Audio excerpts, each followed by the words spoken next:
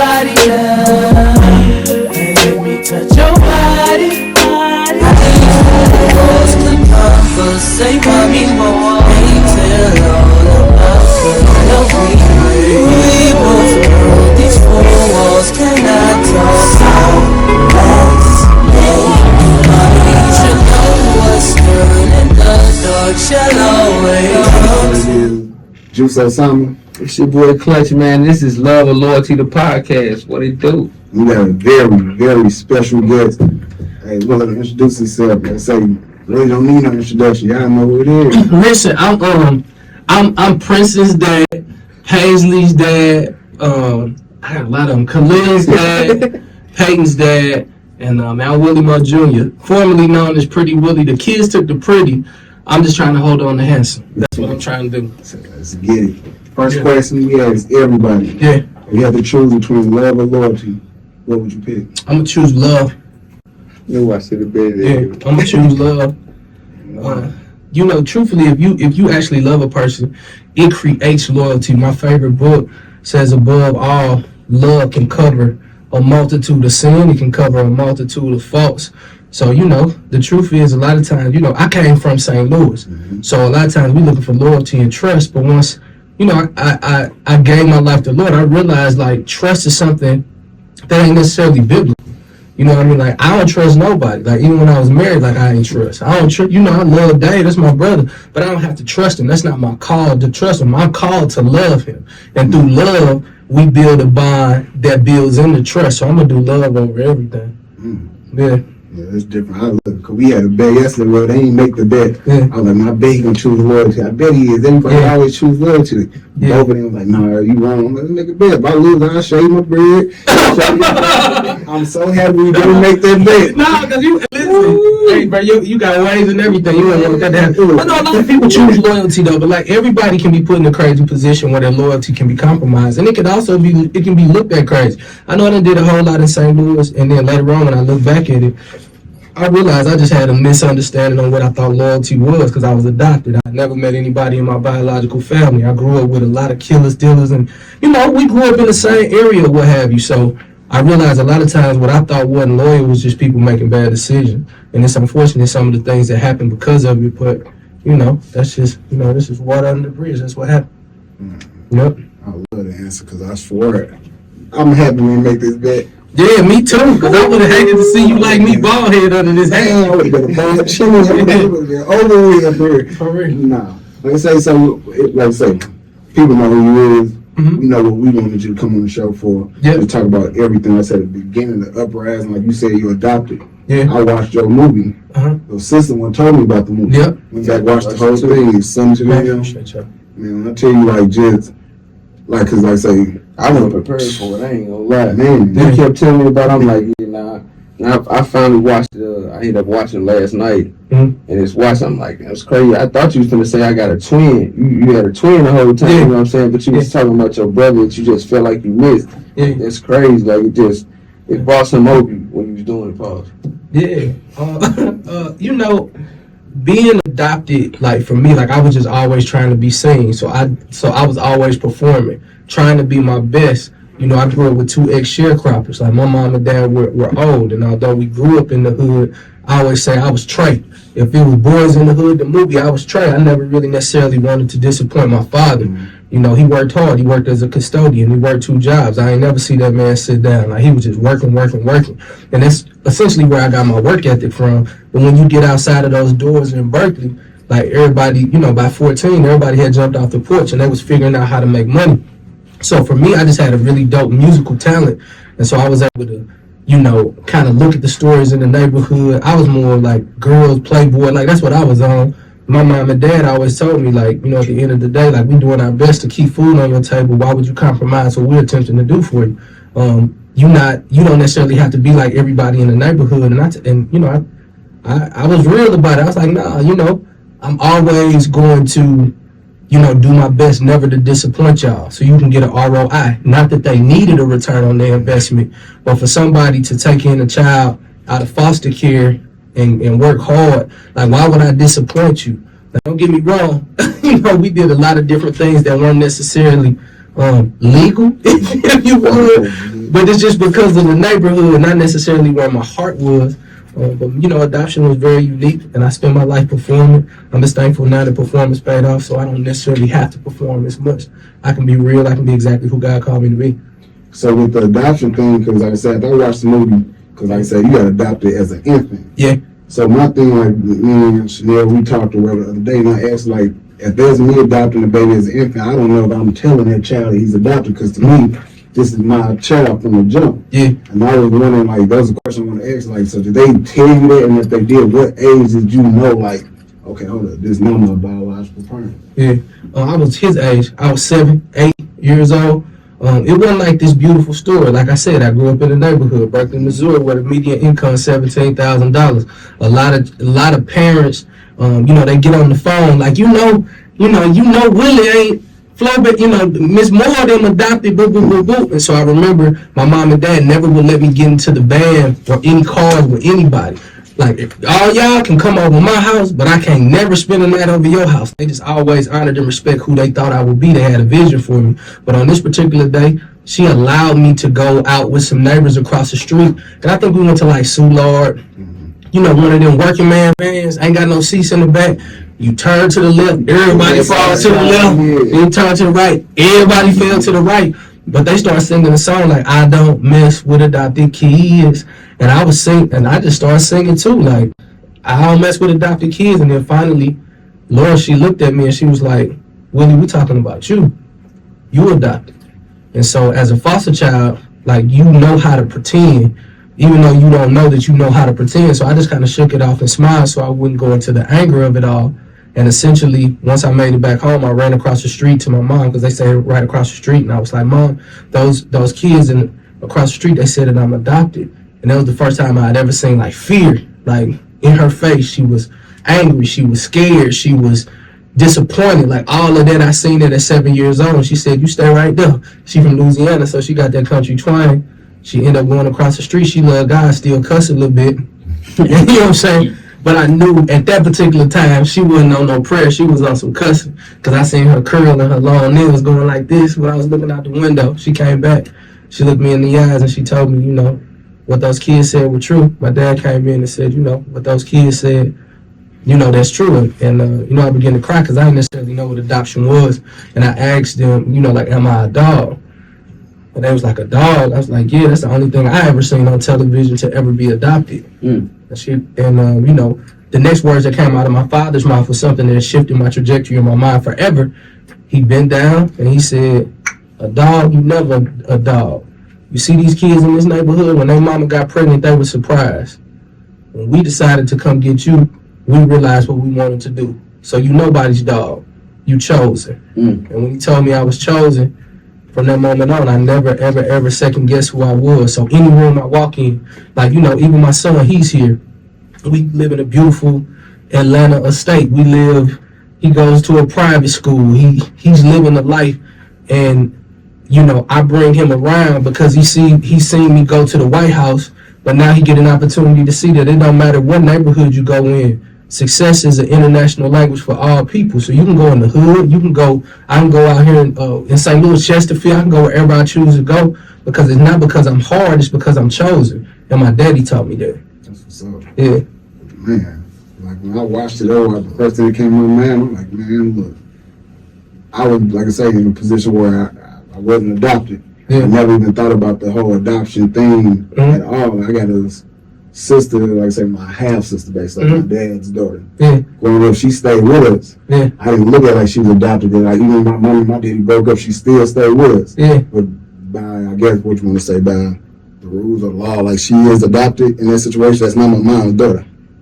I mean, I don't know. I'm kind of Like, it's to the point where she's dating like that. I talk to her almost every day. Yeah, it's black families though. That's what we do. Like, we got somebody who get locked up, and you gotta take the kids. It may not be done legally. It just so happens. You know what I'm saying? You be like, hey, that show, like, you know, even listeners. I'm like, you know, I mean, her dad became like my brother. Like, of course, he's my bodyguard at the time / manager, but. You know, if she called, like, I don't care if we in the, you know what I'm saying? So it's kind of like black families, we do it all the time. It just so happened my family actually did it legally. They went, you know, to a foster care home and during that time. And they chose a son. And you know, fast forward 3 years ago, I met my biological brother, same mother, same daddy. And then I realized that I wasn't always an only child once I met my dad, because he had a lot of kids. I think I'm one of 9 or 10, to be honest. Yeah. And thank God I ain't running with none of my sisters, because they were all fine, too. That could have been so bad. I'd have been like, oh, my God. Because I was out there in St. Louis. Especially what you had going on. You Yes, Lord. biggest artists, period, at the time. R&B artists, period, at the time. So I know, especially coming out of that time, what was that? Like, you been on tour, right? Yeah. What's tour like? Like, what's tour really like? So now when I go on tour, like a lot of people don't know, like I go on speaking tours, like I travel the world and inspire people. Adoption, I got a lot of adoption and foster care clients that I work with. Of course, I do a lot of personal development. I do a lot of churches. You know, I go out and I speak. But during that particular time, we played it wrong. Because I just wanted the whole hood to go with me, because that's all I ever seen somebody do. You know, you come back, you know, I got, what I had, like 50 grand, something like that. That was like, nigga, I was the richest guy niggas had ever seen in the neighborhood. I got the big Expedition on 22s, them the biggest rims they got out at the time. I got 5 TVs. I don't know why I got 5. I ain't got but 2 eyes. I got big old jewelry. I think we spent like, I forgot to do in the Northwest Plaza. Man, we putting on big old chains, but then we finally got a chance to go on tour. But it was more so we was kicking and we was trying to live up to what we thought it was versus really learning the game. So when the bottom fell out in 2002 and I was forced to become an entrepreneur, you know, the first Pretty Willie stuff was done with a company out of St. Louis called D2. D2, really great company. They had the Saints roller rink. Their contracts weren't necessarily the best, but they got me to Universal. But after that flopped, I had to go on tour myself. And that's when I became an entrepreneur. And so I did this thing called Pretty Radio because I wanted to learn the radio business. Because I've just always been a student of the game, so I learned the radio business. So as an artist, when I was called, most artists, they would call during that time and had research. They'd be like, yo, I got this record, I need to get with the DJ. I'm getting on the phone like, yo, I got this new record, it's researching in St. Louis at 103 PTL. It's doing really good, age 18 to 34. Like, I'm talking their language because I'm now in the building. And then I set up my own tour. So I could go to Milwaukee. I can pull about 15 grand out of Milwaukee. I could pull about, I just left St. Louis because it was the energy was just so negative. Because everybody kind of knew what had happened to me, and they're like, you know, he hated and all that other stuff. But I realized when I got to Milwaukee, Little Rock, Memphis, Louisiana, Mississippi, like if I could keep in the clubs down there, so I would leave here. Everybody, man, I know you hated on you, but I go right to Little Rock and make 25 grand. And then I go from Little Rock to Dallas and make another 12, and that's a great weekend. So I'll come back, and I was living in Barrington, Dallas, just like Ali and Murph.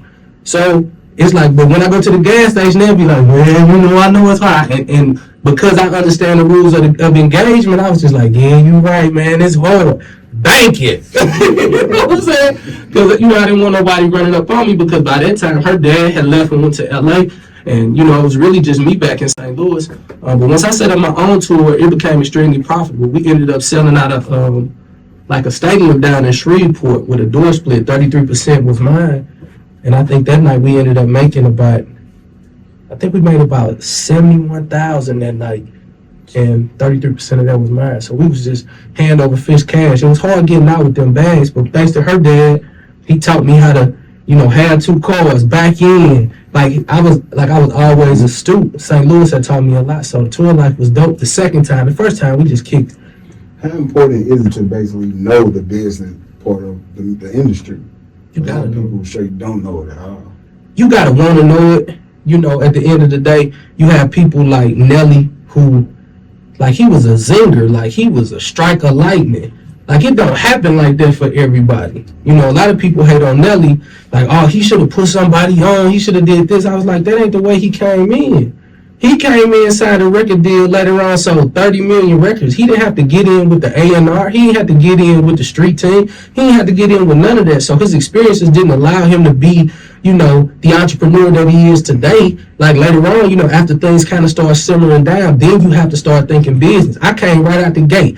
Nelly sold 30 million, I sold 30. total. That was it. So I had to be an entrepreneur. You know what I'm saying? So everybody showed me love in the neighborhood. Like, man, he still come back. He give back to the neighborhood. You know, like I got Dave on TV One. I'm like, hey, give my stylist to do TV One. Like, because of my experiences, I'm able to be an entrepreneur because it didn't win the first time. But I'd rather take the stairs than the elevator anyway, because I can help more people with the experiences that I've experienced. And how important is it to, like I said, in a position like you where you make it, to come back to the city and show people, like, hey, I'm from down here, I'm keep coming back even though I made it. Mm-hmm. A lot of people, like we had a conversation before you got here, and we were saying, like, basically you got told it's almost required where they say you need to leave St. Louis to basically become something. I don't think you necessarily got to leave St. Louis, but you got to have a different mindset, and sometimes that requires a new environment. I knew I had to leave when like, we making money, but then I give my life to the Lord, and I'm trying to, like, do things remotely different. I can't do the club no more. I want to own my own club. In fact, I want to own 3 clubs. I want one in St. Louis, one in Little Rock, and then one in Jackson, Mississippi. That's what I was going to do. And so when I had to shift my mind, my foundation was, I'm going to go to my guy when it get low, and I'm going to go do whatever we got to do to pull a quick power to get back on our feet. And I remember the last time, right before I moved to Atlanta, it got so financially bad because I couldn't really do the club, because by then I had started shifting my heart towards Jesus. And I remember, like, man, I'm going to just go pull one more power. I got a baby mama, child support due. I'm now married to this woman. You know, I feel less than a man. I can't go, like, I'm not really singing Lay Your Body Down. Man, what I'm going to do? And then you go right back to your foundation. And your foundation, sometimes, I'm not incriminating myself or anybody who was involved with anything I did, but sometimes your foundation is what your foundation is. You might want to go pull a power, or you want to go get a pack, or you want to go do whatever. And in that moment, I knew I had to get out of here because I had to get a new mentality foundationally. Like, it's too easy to get in trouble in here for St. Louis, for my environment. You know, from where I'm from. You know, like, you might be from Chesterfield or, you know, whatever. Your family may have came from privilege. Mine didn't. So I know who to call. You know what I'm saying? If I got to, well, look, man, we got to do this. So for me, like, I felt like the Lord said, go to Atlanta. And I didn't even go as, like, no star or nothing. I went and served the ministry without wanting no mic. I was carrying people bags. I was doing whatever I had to do. Like, it allowed me to be humble. And I think a lot of times St. Louis, like, we want to look like we got it, might not have it, but we not humble enough to do what we need to do to get it. Cause every nigga a star here. You know what I'm saying? Everybody is star. I want to be in your head. So for me, I was carrying this dude named Kent Jones bags. I got about $7,000 to my name. My apartment about big as this room. I got a baby that I can't, like, I no longer can, I couldn't even afford a bed for him. Like, I remember buying an air mattress, $200. $200 a lot of money, but I bought an air mattress, $50, $60. And I just remember, like, thinking about, man, I could just go back to the club. I could just go back to doing what I used to do. Or I can go pull a power, but I remember sitting in that apartment as big as this, and I was like, God, it got to be something else for me. And I did this little video vlog from St. Louis before I left, and it did 365,000 hits about Whitney Houston. It was like fun and funny. I ain't never knew people would think I was even funny. And they was laughing and got on World Star, and I kept doing that every Wednesday. Then I put a t-shirt with it, and people started buying that t-shirt. It's good? Yeah. They done turned the lights off on it. Okay, cool, we good. Then I started, started doing entrepreneurship out of that apartment, and my mind changed because when I moved to Atlanta, I started seeing black people who worked at the post office with matches. Like, I started seeing black people helping each other. And then I started seeing the beauty in St. Louis because we be like, man, we don't rock with none, these black people, this, that, and other, man, but black people was helping each other. The mayor was black, everybody was black and they was helping each other. I had never seen nothing like this in my life because our mentality in St. Louis is sometimes essentially skewed. Like, if we got a black mayor, a black fire chief, a black, and all that stuff, it's like, oh, well, that's bad. Like, no, look at what we can do. They looked at it different. And I was like, ooh. Man, your man straight said that before you got here. Yeah, like, they looking at it different in the A. I remember going past them mansions, and I was living in an apartment. I just go in them neighborhoods and go park in their little recreational center, and I just go jog and look at them big old houses. I'm like, God, one day you gonna give me one of these. And I would see black people coming out, man. And I mean, okay, black people and niggas. You know the difference. I was like, that nigga ain't supposed to be in that house. Because I know he ain't doing nothing to be in that house. But, man, I remember I pulled one kind, man, what you do, man? I work at the post office. I was like, you work at the post office? The post office is the mansion. You know, back then, prices was a little different. Now, it's just as high everywhere else. You know what I mean? But being able to see successful black people every single corner I turn changed my mind. So now I can live anywhere. I can live in St. Louis. I can live in Cali. I can live anywhere because I think I can. Being here sometimes, if we don't dribble a ball, if you ain't pulling no power, if you ain't, you know what I'm saying, hustling packs, you know, sometimes it's like, dang, so what I do? I ain't get the scholarship. You know, what I do? You know what I'm saying? Man, that didn't work. And then it's not enough consumers. At one time, it was 1,300 people every single week moving to Atlanta. 1,300 people, you know, so essentially what they saying is, why you selling a $20 stone? I got enough people you can sell a $20 t-shirt. They got these little cats, the water boys down there. Little water boys in the hood. They selling dollar waters. They making $900 a day. I seen them do at a big appointment down there from there. A big appointment. Yeah, shout out to Lil Terrence, man. He one of the water boys. I always support him. He used to stay, you know, right where my condo was. I pull up to him, OG, you need another hat. I'm just like, man, here, boy, you just. But I didn't realize them boys was doing it because it's enough people coming in and out. It's enough consumers. It's enough people. So even with me in St. Louis, and I've been praying to the Lord, like I want to do something uniquely different here in the city. Like, this is the most beautiful place for tourism. We just don't see it. I want to tell niggas in the hood, like, if we could just put the gun down for a minute, let me come back, run this political situation, and say, hey, guys, how about this? If you can give me 3 years of sobriety from smoking each other, doing whatever, I could turn this into a really huge tourism spot. I'm not saying I can make 1,300 people come here every single week, but I can do 500 if you can put the guns down for a minute. And so with that $20 rock, that half ounce you want to sell, I can get you $300 a day on a t-shirt. I can start doing tours from the Arch. People want to see the Arch. I can take you back to Berkeley where Said the Entertainer was born. I can take you to where Pretty Willie was born. I can take you to U City where Nelly was at. If you want to get to some more of the gruesome stuff, I can take you where Mike Brown and all this stuff. And all I got to do is set up a route of tourism. We can go to the stadium with these beautiful Cardinals. All I need is for guys to just relax for a minute, let me run this play, and I can bring more opportunity to the neighborhood and build more entrepreneurs out here, even if you ain't got a license. You think that's realistic? Realistically, it can with the right communicator.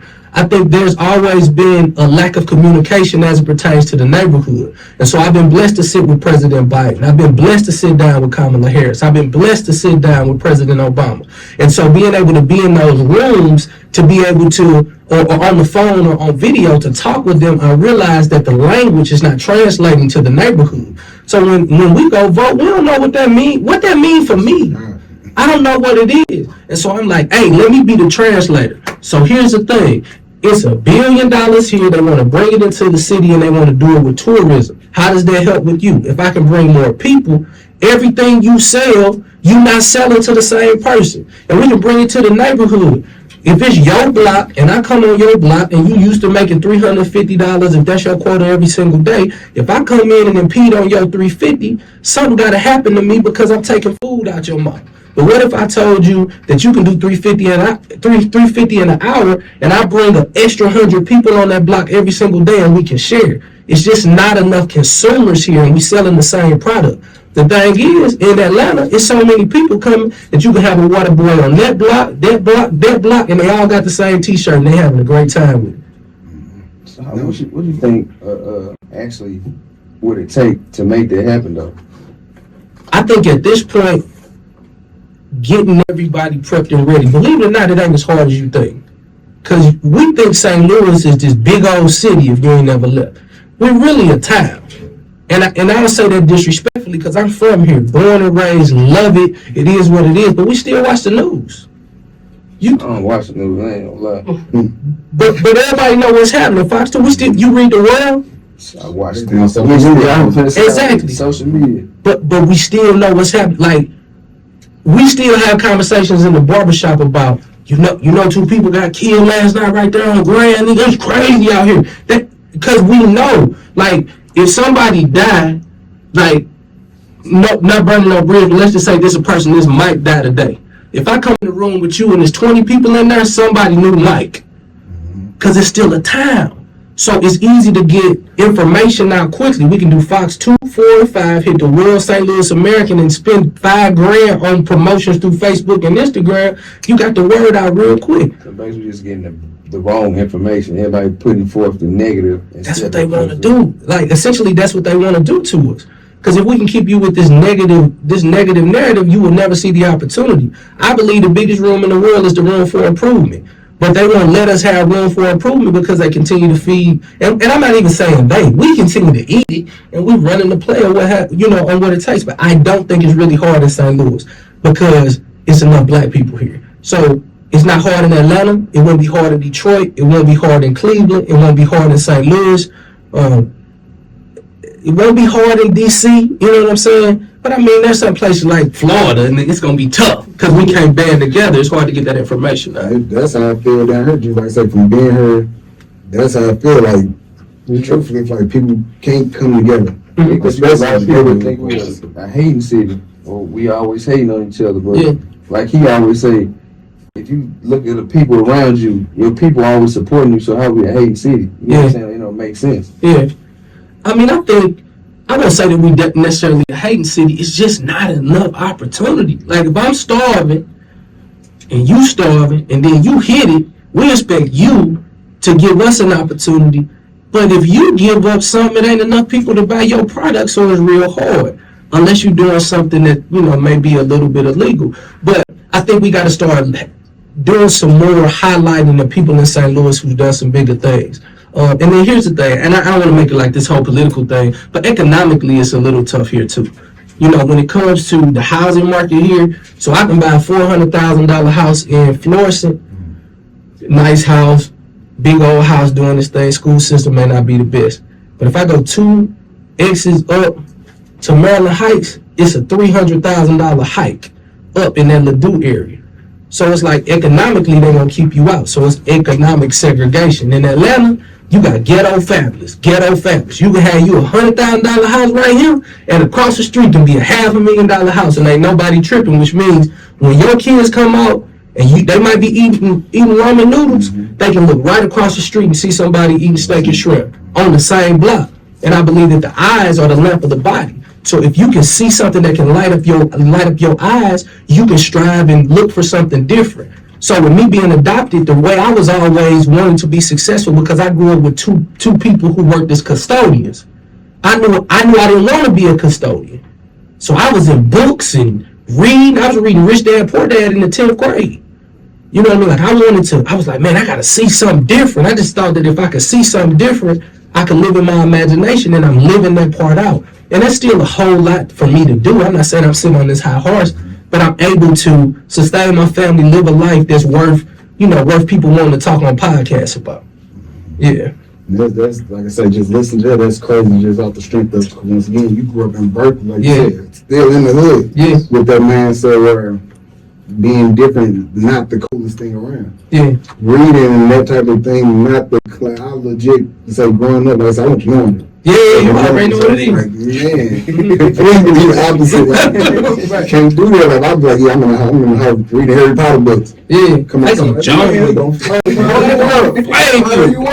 They used to flame me too.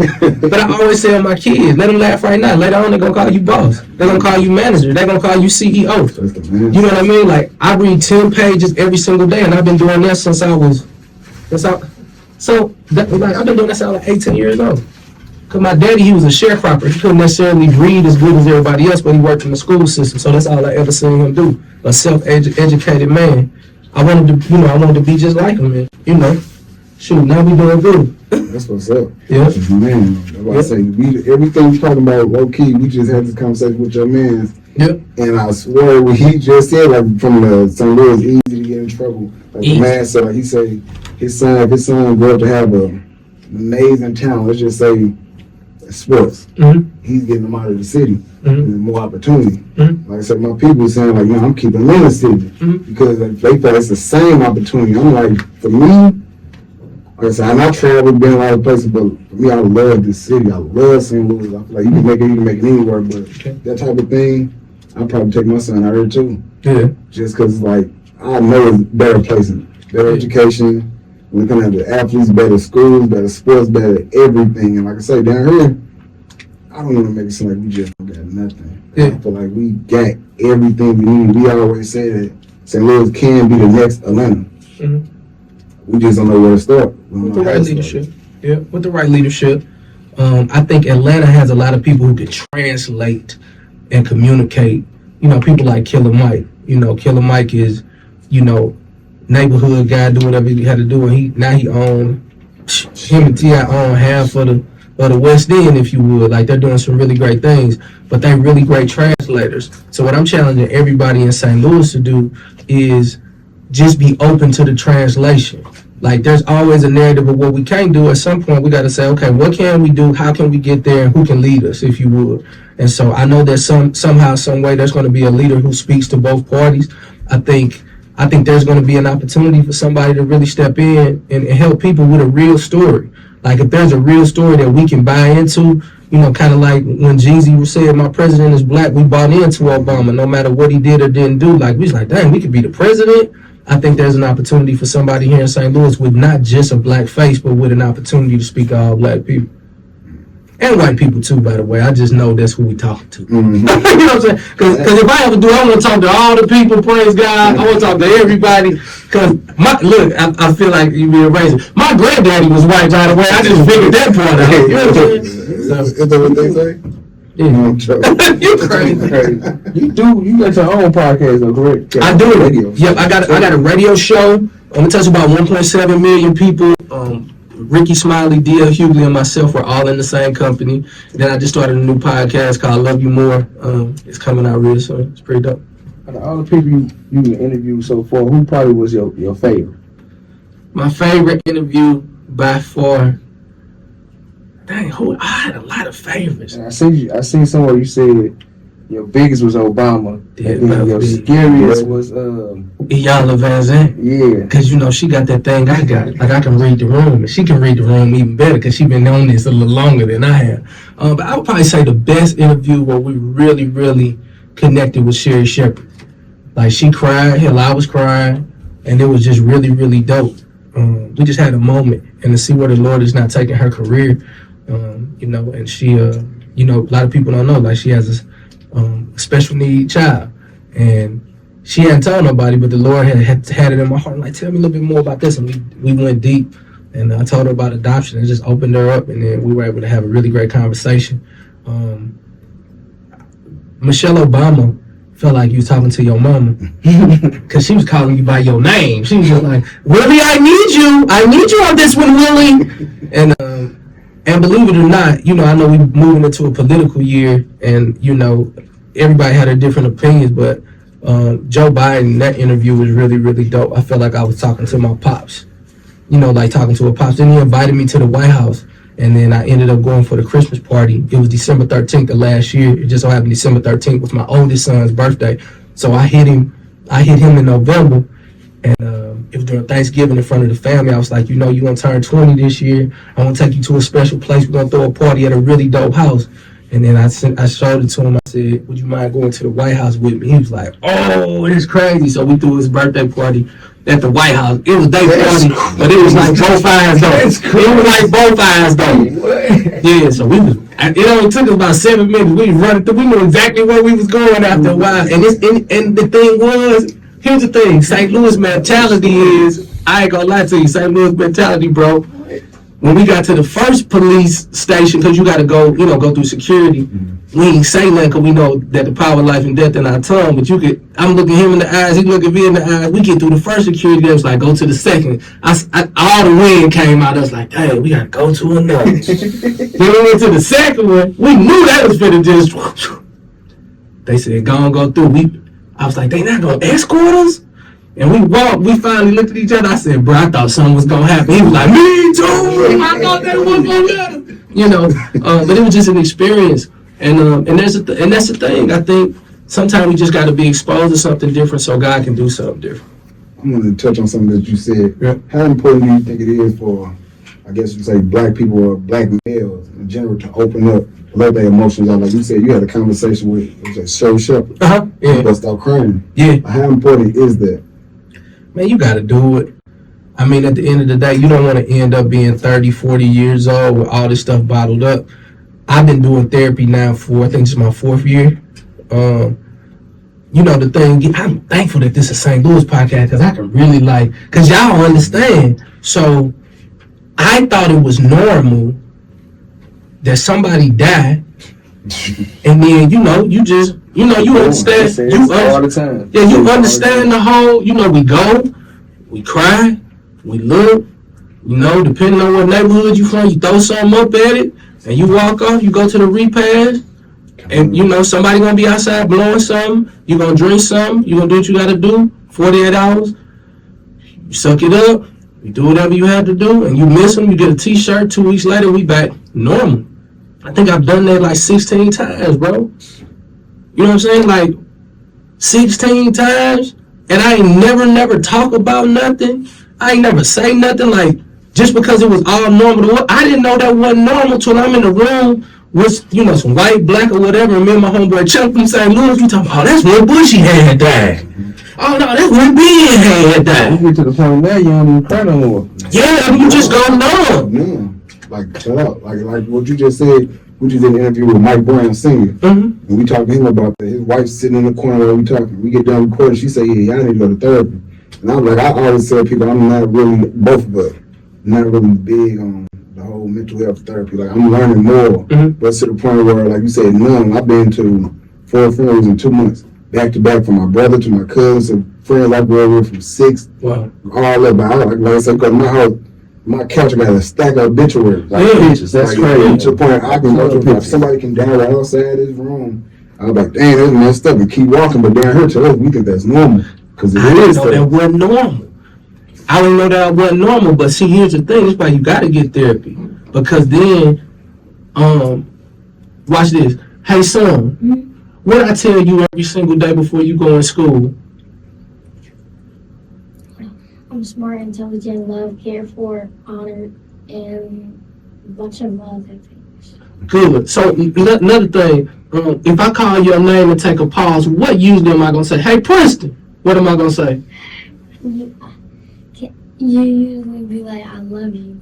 Exactly. You see that? But see, when you grow up so hard, if you don't get that stuff out, it's like you can't be who God's called you to be. Above all, we got to be able to communicate to our children, our family members, and our loved ones. And the biggest distraction is that we will not allow ourselves to be vulnerable enough to know that this hurt. Bro, you hurt. I don't touch you, bro, but I bet right here is the hardest part. You see how hard this is? I can hit you with a baseball bat, bro, because you're carrying the world on your shoulders. And until you communicate it out, the power of life and death is in the tongue. So a lot of times we die because we don't communicate. I realized that I could never, I was adopted. I never met nobody in my biological family. Iyanla Vanzant said, how did you think you was okay? And what I cut out was, I'm from St. Louis. That's my excuse for everything. But it could no longer be my excuse if I wanted to be a great father, a great husband, a great entrepreneur. Now I got a staff of people that we talk to on Mondays. I can't be carrying around St. Louis baggage. Dave got to be on. Alice got to be on. My son's got to go. I pay cash money for Ole Miss. He go to the University of Mississippi, so I can't carry that weight. I got to get this weight down because there's some more weight that's got to be put on my shoulders. So how can God trust me with more weight when I'm already boggled down with a stack of obituaries? So I ended up going to counseling, therapy, and just decided to start talking this stuff out. They took me back to that 7-year-old kid who found out he was adopted in one of the most craziest ways, and we broke that ground up. Why do I just say everything okay? And so now I'm just so mentally strong. But what happens is, it's the favor of doing the work just comes. See, you don't even realize now. The favor of doing the work, not that I'm the biggest thing that ever came here, but I don't attract nobody who ain't going to be great.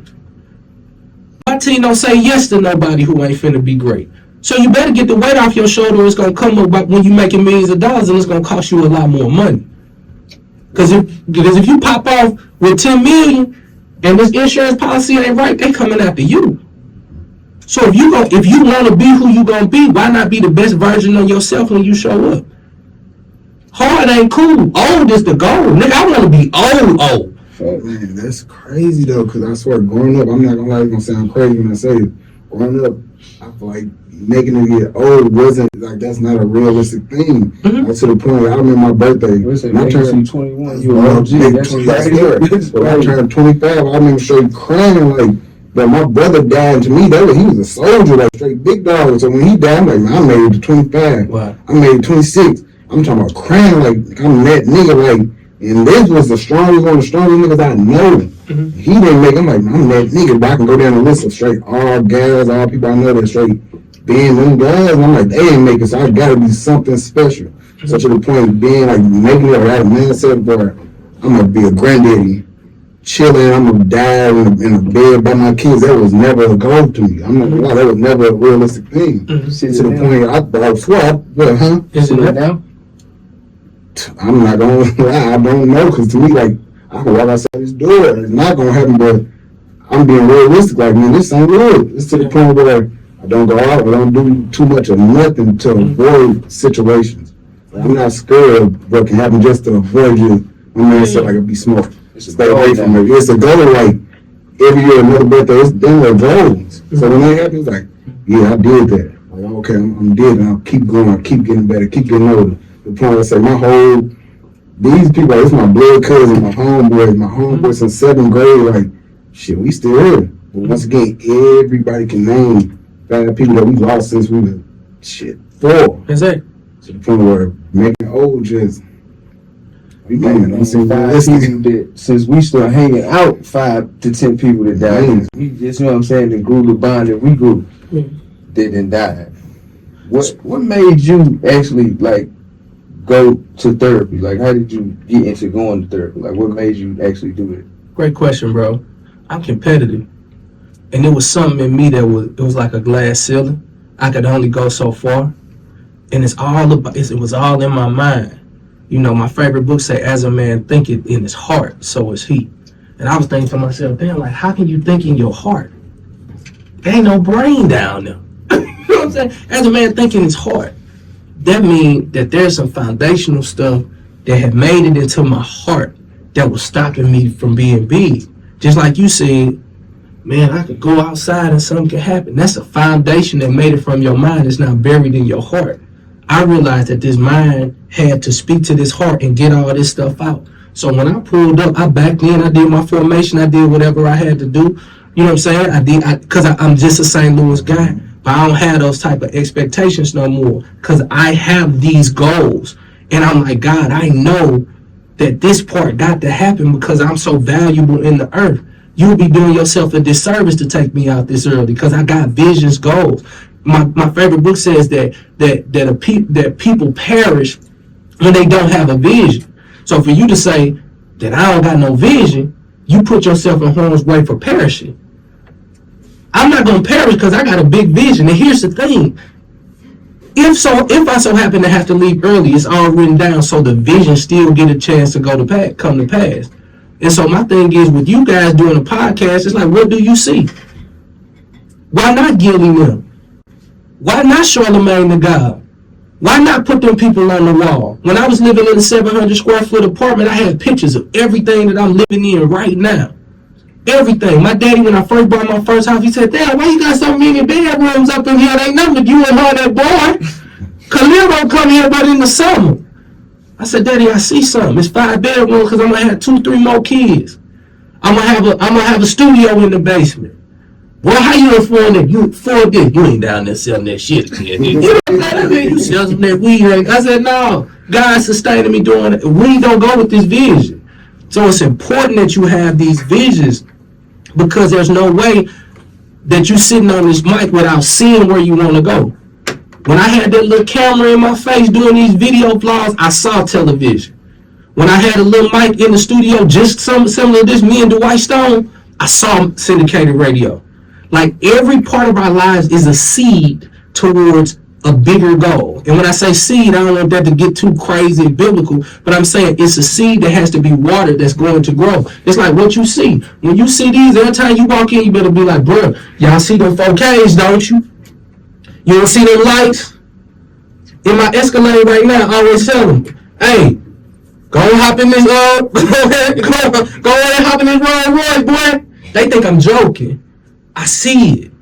And so as long as I can see it, I'm going to always come in with a fervence and a fire. Here's the thing. I just told him. I said, who booked this? And I remember it was Chanel. And so I'm like, that's my little sister, boom, boom, boom, boom, boom. And then he was like, I don't understand, but they some good guys. It is what it is. And I said, well, listen, let's wait and see what God gonna do. Because if he connected me to him, he probably gonna do something. I'm bringing the same fire I'm gonna bring if I'm with President Obama. And so here go the thing. Y'all got to see yourself bigger than President Obama. Look who you attracted. T-Love, all the rest of these niggas ain't normal. They got stories that they want to share with y'all. You got to say, God, you got favor on my life. Here's the thing. A lot of people don't believe it. I don't believe in God. I don't do all that other stuff. Okay. I'm doing well. I didn't believe either. It worked. You keep saying your favorite book. You talking about the Bible? All day. My favorite book is the Bible. And I don't read it like no history lesson either. It's all game in there. It's like if I told you I made $13 million at the 7-Eleven right up the street of the Quick Trip. Every time you go to the Quick Trip, you're going to be like, but let me get one of them tickets, bro. I don't even believe. But you know what nigga made $13 million right up the street? It's just going to be in your head. I'm telling you that most of the most successful people in the world is reading that book. Why ain't we running to it? Because it's the white man. This. I'm like, nigga, I don't care if it was Indian man. It's working. I want results. And Jesus is working for me. Yeshua the Christ is working for me. And I get a chance to be who I want. I'm just running his principles. I ain't even got to make the play up. He just like dropped the playbook in my lap. And I'm just like, y'all ain't running this play. This play worked. He said, gentle answer turns away wrath. A dude was just went crazy on me at the dialysis machine. He looking at me crazy. I'm St. Louis. I'm looking at him. He looking at me. I pulled up. And I was like, bro, you got a problem? And he was like, oh, man, I don't mean no disrespect you with your kid, but you was looking at me too hard. He don't know I got an eye condition called RP that I'm trying to, like, check his gauge to make sure what it is. And he started going crazy or whatever. Then the Bible said, gentle answer, turn away wrath. I wasn't no punk. I said, my bad, champ. Rolled off. Can't wait to see him again. I'm going to pray with him. Right. But that's one of the biggest things we got in St. Louis that probably hold us back from a lot of stuff too, though. And that took like a lot of pride in you just to say something like that. Because a lot of people don't do that, and especially not here in the city, just able to just apologize like that. And be like, my bad, bro. A lot of people don't do that. But here go to Catch-22. I got 38 right here with me. Whole time. I got 38 right here. Like, I do, because I done jammed up with them 380s and I'm always have that revolver. That's going to at least get me out. Because I'm from St. Louis, I understand what it is. But my thing is, this Bible is giving me principles and game that the hood didn't give me. Like, they were telling me have a chick for every need. I had a baby when I'm 21 years old. Had to become an adult very, very quickly. Don't get me wrong. He doing well. Dean's List at the University of Mississippi. He's a really great kid. I turned into a father and handled my business. But, man, I often wonder, like, man, I could have had a little bit more time to play if I just would have ran his play. Financially, we were like, man, you know, it's hard. So I ain't shit different toilet. I'm like, no, he said I'm the head and not the tail. I'm the lender and not the borrower. I'm above and not beneath. Money coming to me from the north, south, east, and the west. Like, opportunities is chasing me down. That's the way I see it. It's all about the mindset, and I'm getting my foundation from this book, and it's working, and I'm happy. I be looking at people who ain't in, I'm like, boy, you looking old by the face. I'm out here vibrant and young. At least I think I am. You know what I'm saying? My sons don't think so. Whatever. Man, I'm listening to everything because, like you said, I'm not gonna lie, especially when it comes to the religion part. Mm-hmm. The only person that I know that's in here right now who speak on it is him. But he's a hell of a sinner. But no, it ain't worse though. Yeah, it's not. It's not at all. Cause like, I'm not gonna sit and say, yeah, I'm a church man. But, no, I grew up in the church to the point where just certain things happened that took me away from it. Yeah. Like I seen certain stuff happen with my people, with my family, like whatever. Where it's just like now, I just try to like stray away from meditate, do things like that. I'm starting to do that now, just after talking to certain people about, like I say, this podcast. When you drop an episode, I get feedback like, man, look, yeah, y'all need to try to do this. Like, try to meditate, try writing this stuff down, just different things. So when it comes to religion, I respect and I understand everything you're saying, because once again, that's something that I can say I'm not ready to really tap into, just because of my experience. I say I can't sit and say I'm gonna be ready tomorrow. Listen, like you say, work for you, work for a lot of people. Yeah. So like I said, the playbook is working for you, but like I say, So it's always points of reference. I'm gonna be honest with you, man. You can't make it in this place without God. And for me, it's just through Jesus Christ. For me, like that's the true and living God for me. Yeshua the Christ for those people who just real deep. Oh, no Jade and this. Listen, whatever. It worked. But here's the thing: when I surrendered it, bro. Like when I surrendered all of this stuff, like I surrendered me wanting to be Pretty Willie, me wanting to be. Like, I'm gonna show these niggas. Cause see, being adopted, I want to show my mama and them what they missed out on. You gonna see me. You gonna know me. It was just grounded and rooted in pride. So I heard about you before when I was like in high school or something like that. You had a fight with a Trick Daddy. Yeah. No. And I'm supposed to be the pretty boy. I'm out here swinging and things. Son, don't you never worry about that. Yeah, don't do none of that. I'd rather walk away now because I know what I can do. And I don't want to be that person anymore. But it's like, man, I ain't gonna lie. It's a joy that came when I surrendered. Did I see people in the church who was wrong, who did certain things, took certain things? Yeah, but I seen them same niggas at the club and I was going there and serving. I seen women do wrong. I ain't never give up on them. I done seen niggas get smoked right there on Quick Trip, right there on North Florence. I still go get my gas.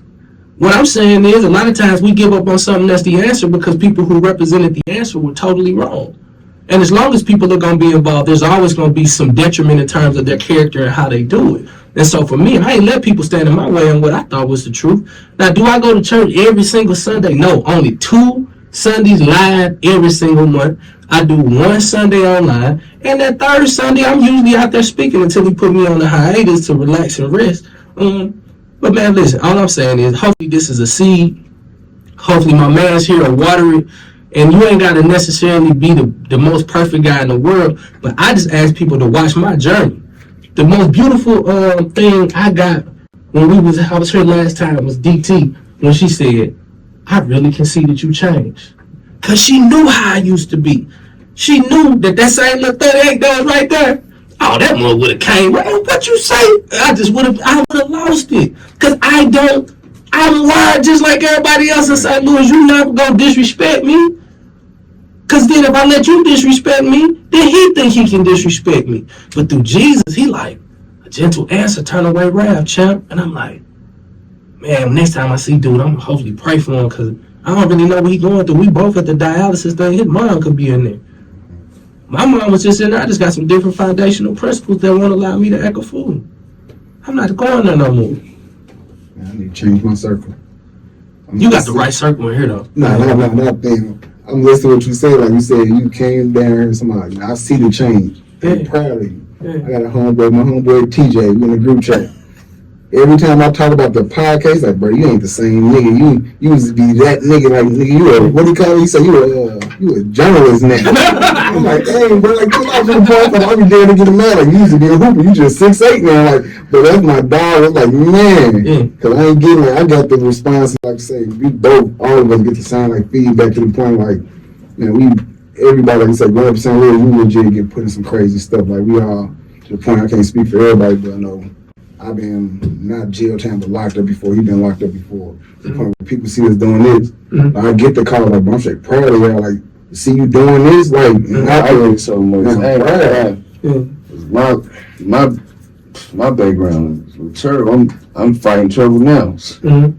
This right here just be another outlet to try to get me like focus type thing too. So I don't know, man. But you ready though. Like for you ready, you tired. Like you gotta be tired enough to surrender this stuff. And here's the thing, you gonna get favor on this next case. You gonna get a whole lot of favor. you specifically gotta move in isolation. You gotta get in the book, but then you have a hunger for knowledge.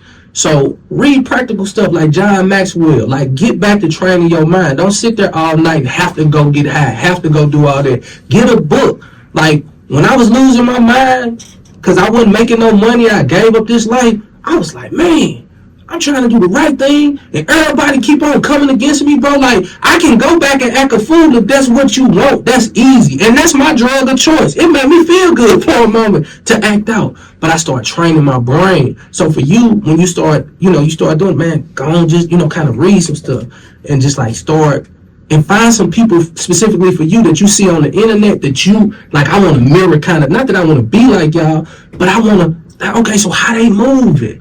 Like, just start researching to keep your mind off of it, because the thing is, you will be clear and exonerated on everything that ever come your way. You're going to be clear. And then you're going to be done wasted all this time not getting the knowledge because you was worried. So work like it's already done. And for you, you were never supposed to go to nobody jail. You weren't ever supposed to go to nobody jail. I'm going to say it again. You were never supposed to go to nobody jail. You have always been favored. You have always been favored, but what you chose to do was listen. And it's like, you me. Like, I prove it to you, bro. Like, don't run no play on me, and then you get into mistakes. And the truth is, you can play like that so long that it actually become who you is. Like, I don't really play. But you were never supposed to go to jail. But now that you got the experience, I believe this. If it come on my plate, I'm eating from it.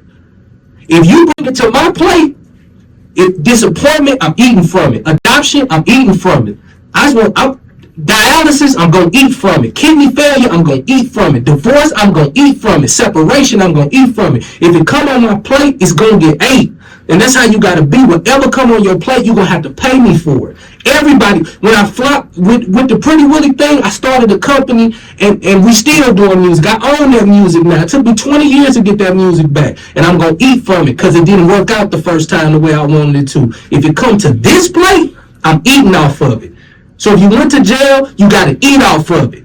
Tell your story. Get in these schools. Make them pay you $10,000 to come tell your story. Polish it up every time.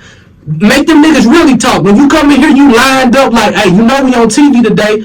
I'm going to make niggas respect what I am, who I am in the earth. They laughed at me when it's, that nigga fell off. He not doing video vlogs. Now when they turn on BET on Kingdom Business, I'm there with a big red hat on. Hey, like, I see what it is. Y'all know what's up. Love and loyalty to the podcast, man. Love or loyalty? Love and loyalty to the podcast. Love and loyalty. Okay, I love you. Y'all got I let you know that you're my good thing. Even if you make a mistake and do the wrong thing, I'll forgive you. I just believe that you and I are supposed to be